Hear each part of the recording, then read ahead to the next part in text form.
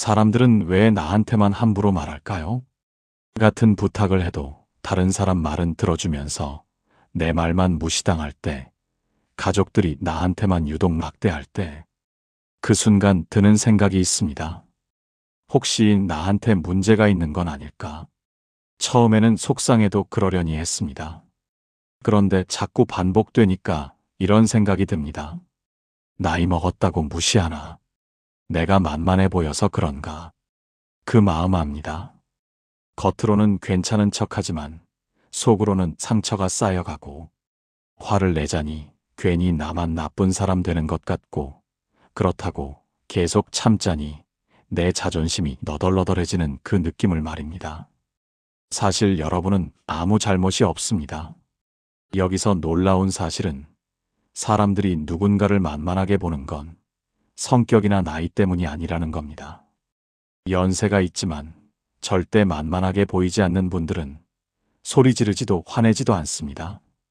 그런데 아무도 함부로 대하지 못합니다. 심지어 젊은 사람들도 그분 앞에서는 조심합니다. 그분들에게는 공통점이 하나 있었습니다. 아주 작은 반응 하나의 차이였습니다. 그것만 바꿔도 관계에서의 위치가 완전히 달라집니다. 오늘부터 알아도 충분히 달라질 수 있습니다. 평생 참아온 분들도, 이제 지친 분들도 이 방법을 알면 관계가 훨씬 편해집니다. 구독과 좋아요를 누르시면 다음 영상도 놓치지 않고 만나보실 수 있습니다. 지금부터 그 이야기를 천천히 들려드리겠습니다. 만만하게 보이지 않으면서도 품위를 잃지 않는 방법. 첫 번째입니다. 관계에 애쓰지 마십시오. 먼저 무시당합니다. 부산에 사는 68세 이정숙 씨는 지난주 동네 경로당에서 신기한 장면을 목격했습니다. 70대 할머니가 자리에 앉으려는데 옆 사람이 여기 내 친구 자리야. 다른 데 앉아라고 말했습니다. 그런데 그 할머니는 가만히 서서 상대를 쳐다보더니 이렇게 말했습니다. 먼저 온 사람이 앉는 거예요. 친구분 오시면 그때 다른 자리 찾으세요. 그리고는 태연하게 앉았습니다. 놀라운 건 그 다음이었습니다. 자리를 빼앗으려던 그 사람이 아무 말도 못하고 다른 자리로 갔습니다. 심지어 나중에 그 친구가 왔을 때도 그 할머니한테 뭐라고 하지 못했습니다. 이정숙 씨는 그날 이후 그 할머니를 유심히 지켜봤습니다. 그분은 늘 그런 식이었습니다. 관계가 깨져도 괜찮다는 듯이 자기 선을 분명히 했습니다.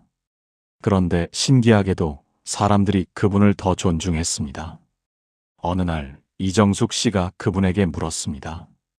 어떻게 그렇게 당당하게 말씀하세요? 사람들이 싫어하지 않나요? 그분이 웃으며 대답했습니다. 젊었을 때는 나도 미움받을까봐 항상 양보했어요. 그런데 알겠더라고요. 관계를 지키려고 애쓰는 사람이 오히려 무시당한다는 걸요. 그래서 이제는 관계가 끝나도 괜찮다고 생각해요. 그렇게 생각하니까 오히려 관계가 더 편해지더라고요. 이정숙 씨는 그 말을 듣고 충격을 받았습니다. 평생 관계를 지키려고 자신을 낮췄는데 그게 오히려 자신을 만만하게 만들었다는 걸 깨달은 겁니다. 심리학에서는 이것을 관계의 비대칭성이라고 부릅니다. 미국 UC 버클리 대학교의 사회심리학자 캐머런 앤더슨 교수 연구팀은 12년간 직장, 가족, 친구 관계에서 나타나는 권력 구조를 연구했습니다. 연구팀은 847명의 사람들을 장기간 관찰하면서 관계에서 누가 주도권을 쥐는지, 누가 존중받는지를 추적했습니다. 연구 방법은 간단했습니다. 일상적인 대화 상황에서 누가 먼저 양보하는지, 누가 먼저 관계를 회복하려 노력하는지를 기록했습니다. 그리고 6개월, 1년, 3년 뒤 그 사람들이 관계에서 어떤 위치에 있는지를 다시 조사했습니다. 결과는 우리의 상식과 정반대였습니다. 관계를 유지하기 위해 양보하고 먼저 노력하는 사람이 오히려 관계에서 더 낮은 위치에 놓인다는 사실이 밝혀진 겁니다. 연구팀은 이것을 관계 투자의 역설이라고 불렀습니다. 관계에 더 많이 신경 쓸수록 그 관계에서 더 약한 사람이 된다는 겁니다. 통계로 보면 더 충격적입니다. 관계 유지를 위해 평균 이상으로 노력하는 사람은 3년 뒤 그 관계에서 주도권을 잃을 확률이 73%에 달했습니다. 왜 그럴까요? 상대방은 무의식 중에 이렇게 계산합니다. 저 사람은 나 없이는 안 되는 사람이구나. 내가 조금 함부로 대해도 괜찮겠지. 어차피 저 사람은 떠나지 않을 테니까. 이런 계산이 무의식적으로 일어나면서 관계의 균형이 깨지는 겁니다. 앤더슨 교수는 연구 결과를 발표하면서 이렇게 말했습니다. 관계에서 가장 큰 힘은 떠날 수 있는 자유입니다. 관계를 반드시 유지해야 한다고 생각하는 순간 그 사람은 이미 약자가 됩니다. 서울에 사는 71세 박미경 씨의 경우가 이를 잘 보여줍니다. 박미경 씨는 평생 관계를 중요하게 생각하며 살아왔습니다. 동생이 돈을 빌려가서 안 갚아도 재촉하지 않았고 며느리가 무시하는 말을 해도 참았습니다. 관계가 나빠질까봐 늘 자신이 양보했습니다. 그러다 어느 날 박미경 씨는 깨달았습니다. 자신이 이렇게 양보할수록 사람들이 더 함부로 대한다는 걸요. 그래서 박미경 씨는 방식을 바꿨습니다. 친구가 약속 시간에 늦었을 때 이렇게 말했습니다. 나는 약속 시간을 지키는 사람하고 만나고 싶어. 다음에 늦을 것 같으면 미리 얘기해줘. 처음에는 사람들이 놀랐습니다.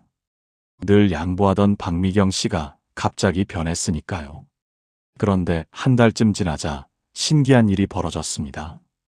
친구가 약속 시간을 지키기 시작했고 동생이 전에 빌린 돈을 갚았습니다. 며느리도 더 이상 함부로 말하지 않게 됐습니다. 프랑스의 실존주의 철학자 알베르 카미는 이렇게 말했습니다. 자유란 타인으로부터의 독립입니다. 어떤 관계도 나의 존엄보다 중요하지 않습니다. 이 말은 우리에게 중요한 진리를 알려줍니다. 관계보다 더 중요한 건 나 자신입니다. 관계를 지키려고 나를 희생하는 건 결국 관계도 나도 모두 잃는 길입니다. 관계를 유지하려 애쓰지 마십시오. 그것이 진짜 관계를 지키는 방법입니다. 두 번째입니다. 설명으로 허락을 구하지 마십시오. 인천에 사는 69세 김영자 씨는 지난달 동네 모임에서 인상 깊은 장면을 봤습니다. 한 회원이 다른 사람에게 이번 행사 준비물 좀 사다 주시면 안 되나요? 라고 부탁했습니다. 그 사람은 이유를 늘어놓았습니다. 저도 요즘 바빠요. 손주들 봐야 하고. 부탁한 사람은 그래도 집 가는 길에 있으니까 잠깐만 들르시면 안 될까요? 라며 계속 졸랐습니다. 결국 그 사람은 마지못해 알았다고 대답했습니다. 그런데 같은 사람이 옆에 있던 한 할머니에게도 똑같이 부탁했습니다. 할머니도 집이 가까우시니까 이 재료 좀 사다 주시면 안 될까요? 할머니는 간단하게 말했습니다. 저는 그런 부탁은 안 받아요. 부탁한 사람이 당황하며 물었습니다. 네, 다른 분들도 서로 다 돕는데요. 할머니는 웃으며 말했습니다. 그게 제 방식이에요. 저는 원래 그런 부탁은 안 받거든요. 신기하게도 부탁한 사람은 더 이상 아무 말도 하지 못했습니다. 김영자 씨는 그 장면을 보고 깨달았습니다. 이유를 설명하면 상대방이 계속 따지지만 기준만 말하면 더 이상 요구하지 못한다는 거요. 심리학에서는 이것을 인지적 설득의 역설이라고 부릅니다. 미국 예일대학교의 인지심리학자 로버트 시알디니 교수는 40년간 설득과 영향력에 대해 연구했습니다. 그는 수천 건의 대화를 분석하면서 놀라운 사실을 발견했습니다. 거절할 때 이유를 많이 설명할수록 오히려 설득력이 떨어진다는 겁니다. 반대로 이유 없이 단호하게 거절한 사람이 가장 존중받았습니다. 시알디니 교수는 이것을 증명하기 위해 실험을 설계했습니다. 사람들이 업무 시간 외에 추가 업무를 부탁받는 상황을 만들었습니다. 첫 번째 그룹은 이유를 자세히 설명하며 거절했습니다. 죄송한데 오늘은 어려울 것 같아요. 아이 학교 행사도 있고 집에 일이 있어서요. 두 번째 그룹은 간단한 이유만 댔습니다. 오늘은 개인 일정이 있어서 어렵습니다. 세 번째 그룹은 이유 없이 기준만 말했습니다. 저는 업무 시간 외 일은 하지 않습니다. 결과는 놀라웠습니다. 이유를 길게 설명한 첫 번째 그룹은 63%가 결국 일을 맡게 됐습니다. 간단한 이유를 댄 두 번째 그룹은 42%가 거절에 성공했습니다. 그런데 이유 없이 기준만 말한 세 번째 그룹은 78%가 거절에 성공했습니다. 시알디니 교수는 이렇게 설명했습니다. 이유를 설명하는 순간 상대방은 그 이유가 타당한지 평가하기 시작합니다. 그리고 대부분의 경우 이유를 거부합니다. 반대로 이유 없이 기준만 말하면 상대방은 평가할 게 없어서 그냥 받아들입니다. 이것이 바로 기준의 힘입니다. 설명을 하면 상대방에게 판단권을 주는 겁니다. 내 이유가 타당한지 평가해달라는 거죠.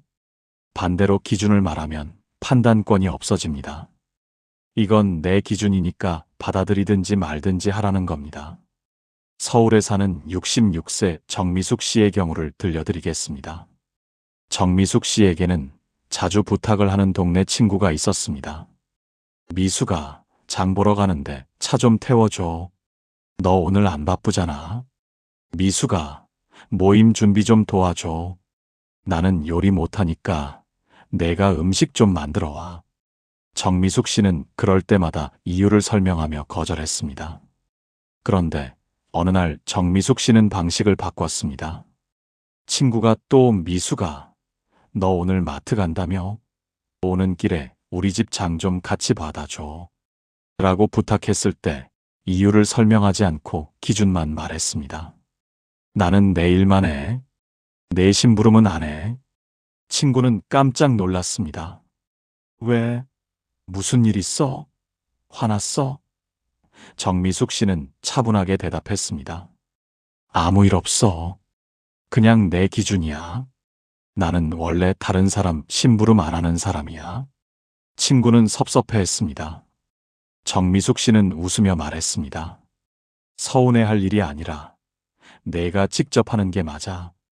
친구는 며칠 동안 토라졌습니다. 그런데 신기하게도 그 뒤로는 함부로 부탁하지 않았습니다. 정미숙 씨는 그제야 알았습니다. 이유를 대면 상대방이 계속 시도하지만 기준을 말하면 포기한다는 거요. 네덜란드의 철학자 바리흐 스피노자는 이렇게 말했습니다. 자유로운 인간은 이유를 설명하지 않습니다. 자신의 본성에 따라 행동할 뿐입니다. 이 말은 우리에게 중요한 진리를 알려줍니다. 여러분의 선택에는 타인의 승인이 필요 없습니다. 여러분의 기준이 곧 이유입니다.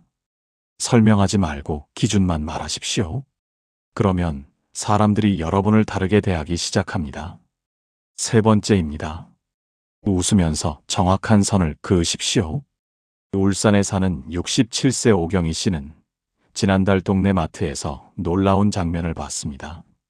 한 70대 할머니가 계산대에서 직원과 대화하고 있었습니다. 직원이 실수로 물건값을 잘못 계산했습니다. 그런데 할머니는 화를 내지 않았습니다. 오히려 웃으면서 이렇게 말했습니다. 아이고, 실수하셨네요. 다시 계산해 주세요. 직원이 당황하며 사과했습니다. 죄송합니다. 할머니는 여전히 웃으며 말했습니다. 괜찮아요. 사람이니까 실수할 수 있죠. 그런데 다음번엔 조심해 주세요.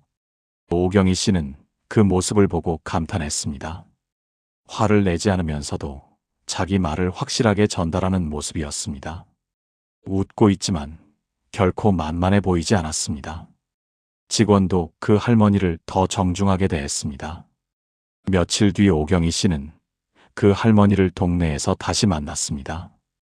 궁금해서 물었습니다. 어떻게 그렇게 하세요? 화날 법한 상황인데 웃으면서 말씀하시더라고요. 할머니가 대답했습니다. 젊었을 때는 나도 화를 많이 냈어요. 그런데 화를 내면 상대방도 화를 내고 결국 나만 손해더라고요. 그래서 이제는 웃으면서 말해요.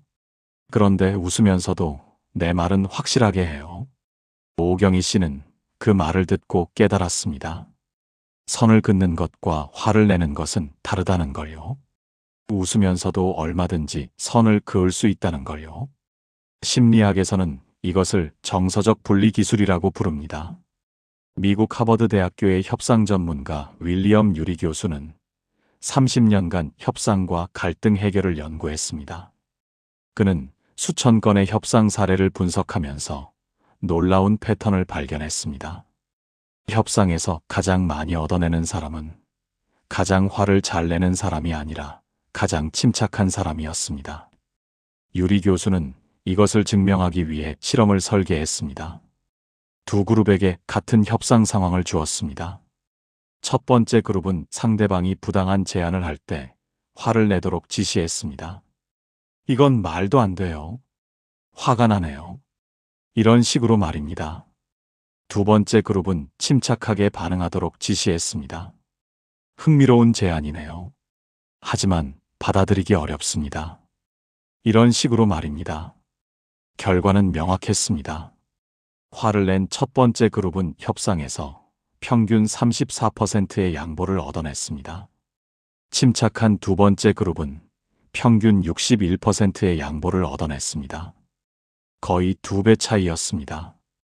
유리 교수는 이렇게 설명했습니다. 화를 내면 상대방도 방어적이 됩니다. 그러면 양측 다 물러서지 않습니다. 반대로 침착하면 상대방이 죄책감을 느낍니다. 그러면 양보하게 됩니다. 더 흥미로운 건 후속 연구였습니다. 유리 교수는 침착한 그룹을 다시 두 그룹으로 나눴습니다. 한 그룹은 무표정하게 침착하도록 했고, 다른 그룹은 웃으면서 침착하도록 했습니다. 결과는 놀라웠습니다. 무표정한 그룹은 61%의 양보를 얻었지만, 웃으면서 침착한 그룹은 78%의 양보를 얻었습니다. 왜 그럴까요? 유리 교수는 이렇게 설명했습니다. 웃으면서 거절하면 상대방은 혼란스러워집니다. 화가 난 건지 아닌 건지 알 수 없습니다.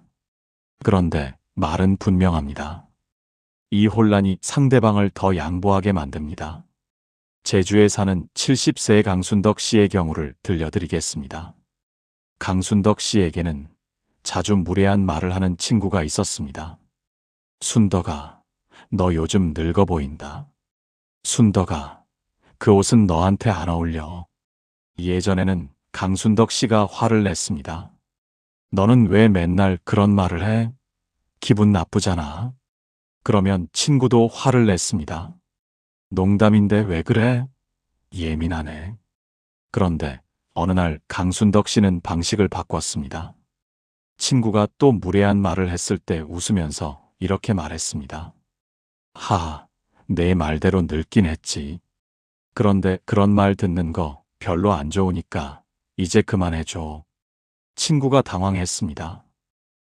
미안. 농담이었는데. 강순덕 씨는 여전히 웃으며 말했습니다. 알아. 그런데 농담도 기분 나쁜 건 기분 나쁜 거야. 앞으로는 조심해줘. 신기하게도 친구는 그 뒤로 무례한 말을 하지 않았습니다. 독일의 철학자 칸트는 이렇게 말했습니다. 예의는 인간관계의 기름입니다. 마찰을 줄이지만 원칙을 바꾸지는 않습니다. 이 말은 우리에게 중요한 진실을 알려줍니다. 예의 바르게 대하는 것과 만만하게 당하는 것은 다릅니다. 웃으면서도 얼마든지 자기 원칙을 지킬 수 있습니다. 웃으면서도 선을 긋는 말투를 쓰십시오. 화를 내지 않으면서도 자기 말을 전달하십시오. 그러면 사람들이 여러분을 다르게 대하기 시작합니다. 마지막 4번째입니다. 한 박자 멈추십시오. 대전에 사는 65세 송미자 씨는 지난주 동네 카페에서 친구를 만났습니다. 친구가 커피를 주문했는데 직원이 실수로 주문을 누락해서 30분이 지난 뒤 받게 되었습니다. 그런데 친구는 바로 반응하지 않았습니다. 잠깐 멈췄다가 천천히 말했습니다. 제가 주문한 음료가 아직 나오지 않았는데 언제쯤 받아볼 수 있을까요? 목소리는 차분했고 표정도 침착했습니다. 직원은 당황하며 사과했습니다. 죄송합니다. 바로 만들어드리겠습니다. 송미자 씨는 그 모습을 보고 놀랐습니다. 같은 상황에서 자신 같았으면 바로 화를 냈을 텐데 친구는 한 박자 쉬고 나서 침착하게 말했기 때문입니다. 더 놀라운 건 직원의 태도였습니다. 친구를 매우 정중하게 대했습니다. 며칠 뒤 송미자 씨는 궁금해서 물었습니다. 저번에 카페에서 어떻게 그렇게 침착하게 말했어? 친구가 웃으며 대답했습니다. 젊었을 때는 나도 바로바로 반응했어. 화가 나면 즉시 화를 내고 기분 나쁘면 즉시 표현했지. 그런데 알겠더라고. 즉각 반응하면 내가 감정에 휘둘리는 사람처럼 보인다는 걸. 그래서 이제는 한 박자 멈춰. 그게 훨씬 효과적이더라고. 송미자 씨는 그 말을 듣고 깨달았습니다.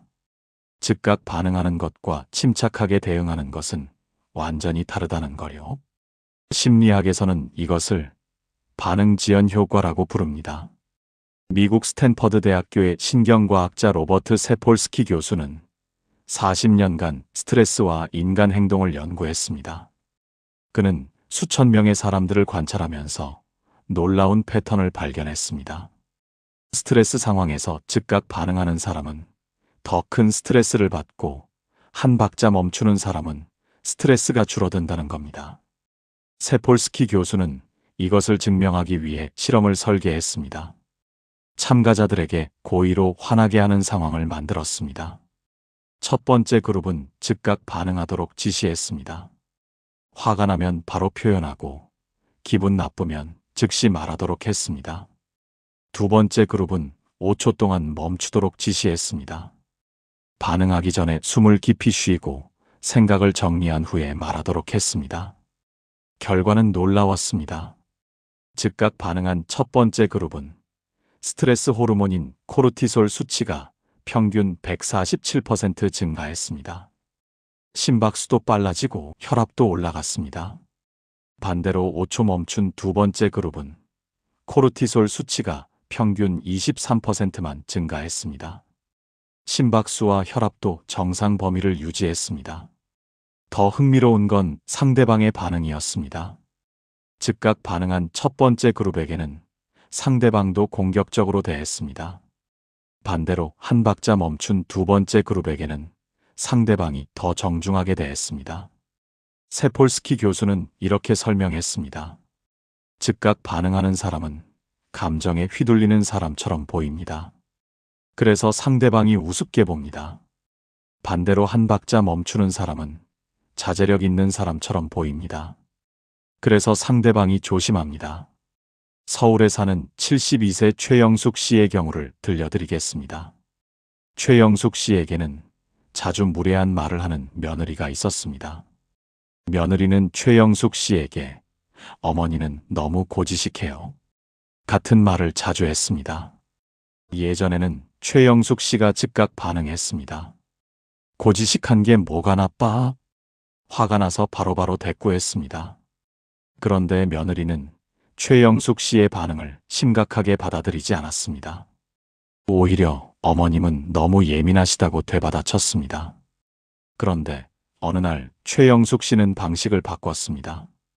며느리가 또 무례한 말을 했을 때 즉각 반응하지 않았습니다. 3초 동안 멈췄습니다. 숨을 깊이 쉬고 생각을 정리한 후에 천천히 말했습니다. 그렇게 생각할 수도 있겠네. 그런데 나한테 그런 말하는 건 좀 불편해. 앞으로는 표현을 가려서 했으면 좋겠다. 며느리는 당황했습니다. 죄송해요. 그냥 한 말인데. 최영숙 씨는 여전히 침착하게 말했습니다. 그래. 다음부터는 말을 좀 가려서 조심하는 게 좋겠구나. 신기하게도 그 뒤로 며느리는 무례한 말을 하지 않았습니다.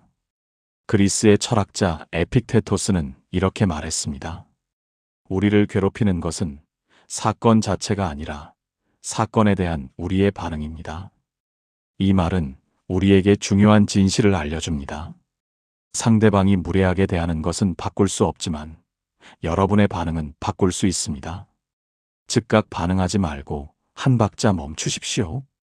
감정을 즉시 드러내지 말고 조절하십시오. 그러면 사람들이 여러분을 다르게 대하기 시작합니다. 지금까지 만만하게 보이지 않는 방법에 대해 이야기했습니다. 관계를 유지하려 애쓰지 않고 설명 대신 기준을 말하고 웃으면서도 선을 긋고 한 박자 멈추는 것. 이 네 가지만 실천해도 사람들이 여러분을 대하는 태도가 달라집니다. 그런데 아무리 좋은 방법을 알아도 단 한마디 잘못된 말 때문에 모든 게 무너질 수 있습니다. 지금부터는 절대로 해서는 안 되는 말 3가지에 대해 이야기하겠습니다. 이 말들은 여러분이 아무리 당당하게 행동해도 단번에 만만한 사람으로 만들어버리는 위험한 문장들입니다. 혹시 여러분도 무의식 중에 이 말을 하고 계시지는 않은지 끝까지 잘 들어주시길 바랍니다. 절대로 하면 안 되는 첫 문장 첫 번째입니다. 나를 의심하는 순간 상대는 확신합니다. 광주에 사는 70세의 정혜순 씨는 지난달 딸과 통화하면서 이런 말을 했습니다. 딸아, 요즘 며느리가 나한테 좀 무례하게 대하는 것 같은데 괜히 내가 예민한가 봐. 나이 들어서 그런가? 딸이 물었습니다. 엄마, 무슨 일 있었어? 정혜순 씨가 대답했습니다.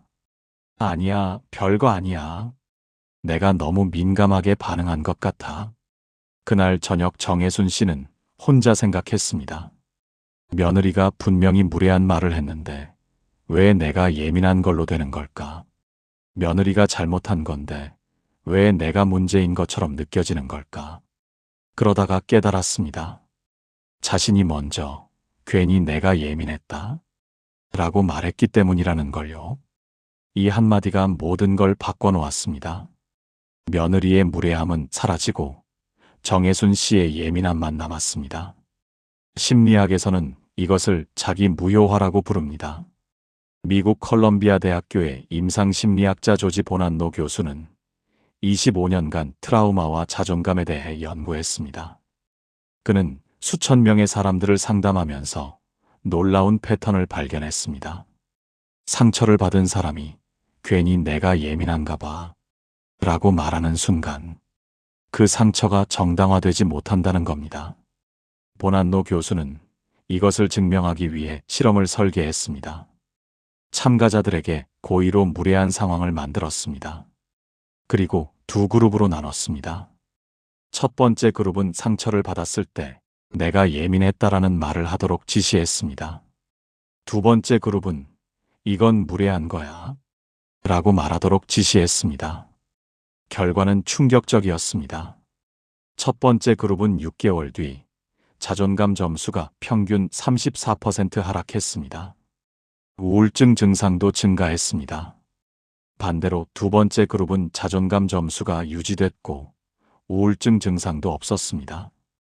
보난노 교수는 이렇게 설명했습니다. 자기 감정을 무효화하는 말을 반복하면 실제로 자존감이 낮아집니다. 뇌가 그 말을 사실로 받아들이기 때문입니다. 더 충격적인 건 상대방의 반응이었습니다. 첫 번째 그룹의 상대방은 더 무례하게 대했습니다. 반대로 두 번째 그룹의 상대방은 사과했습니다. 왜 그럴까요? 보난노 교수는 이렇게 설명했습니다. 자기 감정을 무효화하는 사람은 상대방에게 이렇게 말하는 겁니다. 나는 내 감정을 신뢰하지 않아요. 그러니까 당신이 나를 무시해도 괜찮아요. 이것이 바로 만만하게 보이는 신호입니다. 서울에 사는 64세 안미경 씨의 경우를 들려드리겠습니다. 안미경 씨에게는 자주 무시하는 말을 하는 동생이 있었습니다. 언니는 너무 옛날 사람이야. 언니는 세상 물정을 몰라 같은 말을 자주 했습니다. 안미경 씨는 그럴 때마다 기분 나쁜 표정을 지으면서 그래, 내가 예민하게 반응한 것 같다 라고 말했습니다. 그런데 동생은 오히려 더 심해졌습니다. 안미경 씨가 스스로 예민하다고 인정했으니까 동생은 죄책감을 느끼지 않았던 겁니다. 그런데 어느 날 안미경 씨는 방식을 바꿨습니다. 동생이 또 무시하는 말을 했을 때 그런 말은 무례한 거야. 나는 존중받고 싶어. 라고 말했습니다. 그러자 동생이 당황하며 말했습니다. 언니, 또 예민하네. 안미경 씨는 단호하게 말했습니다. 예민한 게 아니야. 내가 무례한 거야. 신기하게도 그 뒤로 동생은 무시하는 말을 하지 않았습니다. 독일의 철학자 프리드리히 니체는 이렇게 말했습니다. 자기 감정을 부정하는 사람은 자기 존재를 부정하는 것입니다. 이 말은 우리에게 중요한 진실을 알려줍니다. 여러분의 감정은 여러분의 존재입니다. 그 감정을 무효화하는 순간 여러분의 존엄도 함께 무효화됩니다. 내가 예민한가 보다라고 말하지 마십시오. 여러분은 예민한 게 아닙니다. 정당한 반응을 하는 겁니다. 두 번째입니다. 겸손처럼 보이지만 가장 위험한 말입니다. 울산에 사는 63세 황미숙 씨는 지난주 은행에서 이런 일을 겪었습니다. 창구 직원이 새로운 금융 상품을 설명했는데 황미숙 씨가 이해하지 못했습니다. 그래서 습관적으로 이렇게 말했습니다. 제가 잘 몰라서요. 다시 한번 설명해 주세요. 직원은 대충 설명하고 넘어갔습니다. 황미숙 씨는 여전히 이해하지 못했지만 또 모른다고 말하기가 부끄러워서 그냥 나왔습니다. 집에 돌아와서 생각해보니 억울했습니다. 직원이 제대로 설명하지 않은 건데 왜 내가 잘 모르는 사람이 된 걸까? 황미숙 씨는 그제야 깨달았습니다. 자신이 먼저 잘 몰라서 그런다는 말을 했기 때문이라는 걸요. 이 한마디가 모든 걸 바꿔놓았습니다. 직원의 불친절한 설명은 사라지고 황미숙 씨의 무지만 남았습니다. 심리학에서는 이것을 학습된 무력감이라고 부릅니다. 미국 펜실베이니아 대학교의 심리학자 마틴 셀리그만 교수는 50년간 우울증과 무력감에 대해 연구했습니다. 그는 수만 명의 사람들을 관찰하면서 놀라운 패턴을 발견했습니다. 제가 잘 몰라서요. 라는 말을 반복하는 사람은 실제로 무능해진다는 겁니다. 셀리그만 교수는 이것을 증명하기 위해 실험을 설계했습니다. 참가자들에게 새로운 기술을 배우도록 했습니다. 첫 번째 그룹은 실수할 때마다 제가 잘 몰라서요 라고 말하도록 지시했습니다. 두 번째 그룹은 아직 배우는 중이에요 라고 말하도록 지시했습니다. 결과는 놀라웠습니다. 첫 번째 그룹은 3개월 뒤 기술 숙련도가 평균 41%에 머물렀습니다. 두 번째 그룹은 평균 78%까지 향상됐습니다. 셀리그만 교수는 이렇게 설명했습니다. 제가 잘 몰라서요. 라고 말하는 순간 뇌가 그 말을 사실로 받아들입니다. 그러면 배우려는 동기가 사라집니다. 반대로 배우는 중이라고 말하면 뇌가 성장 가능성을 인식합니다. 더 충격적인 건 상대방의 반응이었습니다. 첫 번째 그룹의 상대방은 대충 설명하고 넘어갔습니다. 반대로 두 번째 그룹의 상대방은 더 자세히 설명해 줬습니다. 셀리그만 교수는 이렇게 설명했습니다. 제가 잘 몰라서요. 라고 말하는 사람은 상대방에게 이렇게 말하는 겁니다. 나는 배울 능력이 없어요. 그러니까 대충 설명해도 괜찮아요. 인천에 사는 67세 조명숙 씨의 경우를 들려드리겠습니다. 조명숙 씨는 스마트폰 사용법을 배우러 통신사에 갔습니다. 직원에게 제가 잘 몰라서요. 천천히 설명해 주세요 라고 말했습니다. 직원은 빠르게 설명하고 넘어갔습니다. 조명숙 씨는 이해하지 못했지만 또 말하기가 창피해서 그냥 나왔습니다. 그러던 어느 날 조명숙 씨는 방식을 바꿨습니다. 집에 와서 스마트폰을 만지다가 실수로 설정을 잘못 건드렸습니다. 다음 날 통신사에 찾아가 이렇게 말했습니다. 이 기능을 아직 배우지 못했어요. 자세히 설명해 주시면 배울 수 있어요. 직원은 저번과는 다른 조명숙 씨의 말에 놀랐습니다. 아, 네. 천천히 설명드릴게요. 신기하게도 직원은 자세하게 설명해 줬습니다. 스위스의 심리학자 카를 융은 이렇게 말했습니다. 우리가 스스로에게 하는 말이 우리의 운명을 만듭니다. 이 말은 우리에게 중요한 진실을 알려줍니다. 제가 잘 몰라서요라고 계속 말하면 실제로 잘 모르는 사람이 됩니다. 반대로 아직 배우는 중이에요라고 말하면 배우는 사람이 됩니다. 여러분은 무능한 게 아닙니다. 아직 배우지 못했을 뿐입니다. 마지막 세 번째입니다. 기준 없는 사람으로 보이는 말입니다. 서울에 사는 66세 강은희 씨는 지난달 동네 모임에서 이런 일을 겪었습니다. 모임에서 한 사람이 강은희 씨에게 부당한 일을 시켰습니다. 은희 씨, 이거 은희 씨가 해주세요. 강은희 씨는 하기 싫었지만 습관적으로 이렇게 말했습니다. 다들 그렇게 하니까 저도 해야겠네요. 그리고는 억지로 그 일을 했습니다. 집에 돌아와서 생각해보니 화가 났습니다. 왜 내가 하기 싫은 일을 했을까? 왜 거절하지 못했을까? 그러다가 깨달았습니다. 자신이 먼저 그렇게 말했기 때문이라는 걸요. 다들 그렇게 하니까요. 라는 이 한마디가 모든 걸 바꿔놓았습니다. 강은희 씨의 의견은 사라지고 다른 사람들의 행동만 남았습니다. 심리학에서는 이것을 동조압력이라고 부릅니다. 미국 스와스모어 대학교의 사회심리학자 솔로몬 애쉬 교수는 1950년대에 유명한 동조 실험을 진행했습니다. 그는 참가자들에게 틀린 답을 다른 사람들이 선택하는 모습을 보여줬습니다. 그리고 참가자들이 어떻게 반응하는지 관찰했습니다. 놀라운 결과가 나왔습니다.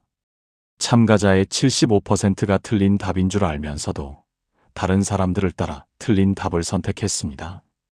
애쉬 교수는 이렇게 설명했습니다. 사람들은 자신의 판단보다 집단의 판단을 더 신뢰합니다. 특히 다들 그렇게 한다는 말을 들으면 자신의 생각을 포기합니다. 더 충격적인 건 후속 실험이었습니다. 애쉬 교수는 참가자들을 두 그룹으로 나눴습니다. 첫 번째 그룹에게는 다른 사람들도 다 이렇게 했어요. 라고 말했습니다. 두 번째 그룹에게는 아무 말도 하지 않았습니다. 결과는 놀라웠습니다. 첫 번째 그룹은 82%가 틀린 답을 선택했습니다. 두 번째 그룹은 37%만 틀린 답을 선택했습니다. 애쉬 교수는 이렇게 설명했습니다. 다들 그렇게 한다는 말은 개인의 판단력을 마비시킵니다. 그 말을 들은 순간 사람들은 자기 생각을 포기하고 무리를 따라갑니다. 이것이 문제입니다. 이 말은 자기 판단을 포기하는 겁니다. 내 생각은 중요하지 않고 다른 사람들의 행동이 기준이라고 인정하는 겁니다. 그러면 상대방은 여러분에게 계속 부당한 요구를 합니다. 왜냐하면 여러분이 스스로 나는 내 생각이 없는 사람이라고 선언했으니까요.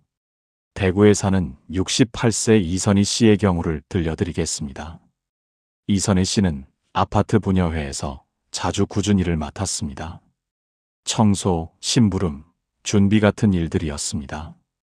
이선희 씨는 그럴 때마다 다른 분들도 다 하니까 저도 해야죠. 라고 말했습니다.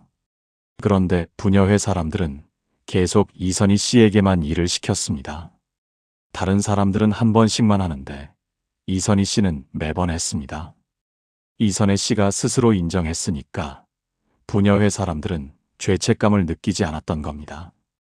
그런데 어느 날 이선희 씨는 방식을 바꿨습니다. 분여회 사람들이 또 일을 시켰을 때 이렇게 말했습니다. 저는 이번에는 안 할래요. 다른 분들이 하세요. 분여회 사람들이 다른 사람은 하는데 왜 안 하냐고 물었습니다. 이선희 씨가 대답했습니다. 다른 분들이 했는지는 중요하지 않아요. 저는 제 기준으로 판단해요. 신기하게도 그 뒤로 분여회 사람들은 이선희 씨에게만 일을 시키지 않았습니다. 영국의 철학자 존 스튜어트 밀은 이렇게 말했습니다.